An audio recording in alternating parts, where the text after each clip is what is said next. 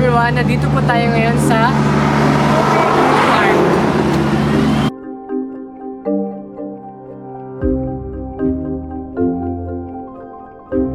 Narito po tayo ngayon upang mag-interview ng ating magigiting na mga fruit vendors.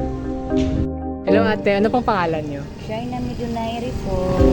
Ilang taon na po kayo nagtitinda ng prutas? Bago lang ako yung ganan ko lang, tagal na. Simula pag dito sa fruit park. Nag-ano na sila, nagtinda na ako mga mga 3 years.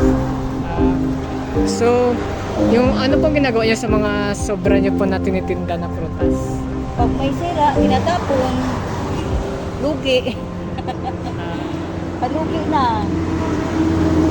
Pag mayroong mga sira, kaya yung binta namin, medyo marmala namin ng konti kasi kung wala namin, hindi kami makaano sa kapitan. Palugi na. Yan ko mahal yung benta namin dito kasi deliver lang yan dito. Nakumpra lang ginakumpra lang namin sa mga hotel. Kaya medyo mahal-mahal. So, sige ate, yun lang po. Maraming salamat po ate. Salamat. Ano pong pangalan ni ate? Linda Paling po. Ilang taon na po kayo nagtitinda ng prutas? Dito lang pa. Opo. 8 years.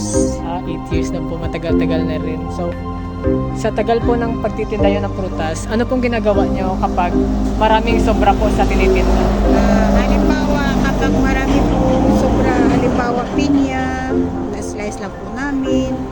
Tapos yung mga ganito po na papaya, kung hindi na po maibenta, pinapakain po namin sa baboy or baka.